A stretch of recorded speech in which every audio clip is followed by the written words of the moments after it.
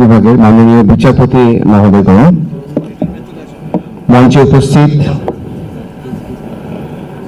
আজকের এই অনুষ্ঠানের সভাপতি ব্যারিস্টার A.M. মাহমুদুল খোকন, বিশেষ অতিথি জনাব Mohammad Asaduzzaman, senior advocate, Bangladesh attorney general.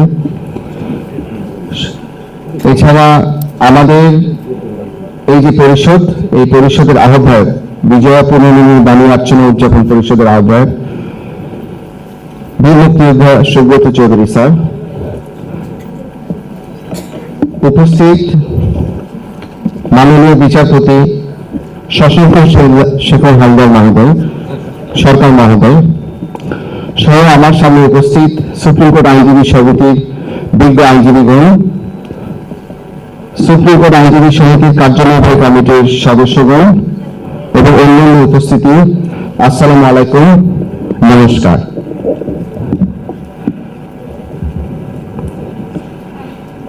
আজকের এই বিজয়া পুনর্মিলনী হল দুর্গাপূজার পর প্রতিমা বিসর্জনের পর আনন্দ, শুভেচ্ছা এবং পুনর্মিলনের একটি উৎসব।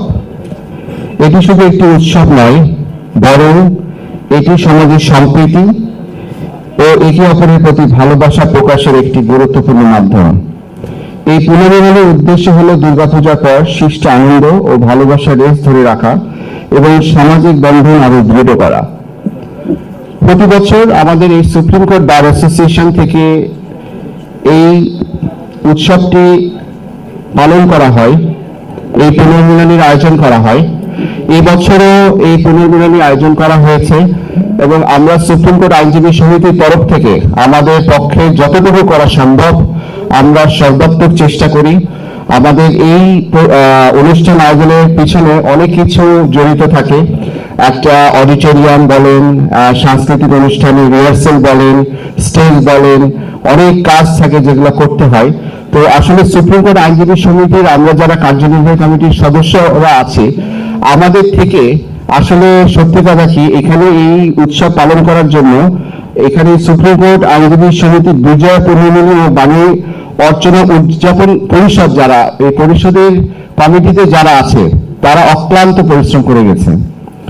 যদিও এটা সুপ্রিম কোর্ট বার সমিতির একটা প্রোগ্রাম, কিন্তু আসলে পরিষদের যারা সদস্যবৃন্দ সুব্রত স্যারের নেতৃত্বে আসলে অক্লান্ত পরিশ্রমের মাধ্যমে কিন্তু আজকের এই অনুষ্ঠানটি, এবং আমরা এই সুপ্রিম কোর্ট বার সমিতি এই অনুষ্ঠানের জন্য কিছু টাকা প্রতি বছর অনুদান করে থাকে এবং আসলে এটা অনুদান বলা যায় না, এটা দিয়ে থাকে। এবং এটা আমাদের এবার সুপ্রিম কোর্ট আইনজীবী সমিতির সভাপতি মহোদয় এবং আমরা সবাই মিলে এই যে টাকাটা বরাদ্দ ছিল সেই টাকাটা আমরা কিছুটা বাড়িয়ে দিয়েছি আর কি, ওনাদের অনুরোধের পরিপ্রেক্ষিতে। এবং আরো কিছু দাবি দাবা আছে, থাকবে, এটাই স্বাভাবিক। আমরা আসলে একটি সম্প্রীতি নিয়ে থাকতে চাই, সবাই একত্রে থাকতে চাই, এখানে আমরা সবাই মিলেমিশে থাকতে চাই। আমরা যতটুকু পারি সুপ্রিম কোর্ট বার অ্যাসোসিয়েশনে, আপনারা জানেন যে অনেক কিছু লিমিটেশন আছে, আমাদের কিউবিকালসের প্রবলেম বলেন, আমাদের জায়গার প্রবলেম বলেন, অডিটোরিয়ামের প্রবলেম বলেন, আমাদের কনফারেন্স রুমের প্রবলেম বলেন, অনেক প্রবলেম আছে আসলে।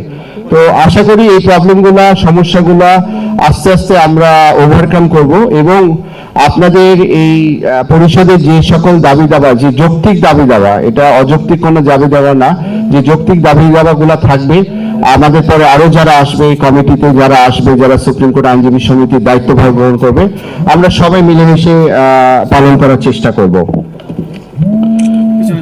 বাংলাদেশ সুপ্রিম কোর্ট আইনজীবীর এই পারস্পরিক বন্ধন, আজকের এই পারস্পরিক বন্ধন দেশের মানুষের মধ্যে অসাম্প্রদায়িক চেতনা, সহনশীলতা ও সহাবস্থান এর শাশ্বত বোধকে দৃঢ়তার সাথে ধারণ করবে বলে আমি মনে করি। আমি বিশ্বাস করি এই বিজয়া পুনর্মিলনী কেবল আনন্দঘন উৎসব নয়, বরং এক সাংস্কৃতিক ও নৈতিক প্রেরণার উৎস, যা এই ঐতিহ্যবাহী বারের বিজ্ঞ সদস্যের নিয়ে গঠিত আইনজীবী সমাজকে আরো ঐক্যবদ্ধ, দৃঢ় ও মানবিক করে তুলবে। আমি এই অনুষ্ঠানের সাথে জড়িত যারা আছে সবাইকে অন্তরের অন্তঃস্থল থেকে ধন্যবাদ জানাচ্ছি। আবারও সামনে সুন্দর এই যে প্রোগ্রাম, আবারও সামনের বছর আবারও আয়োজন করা হবে।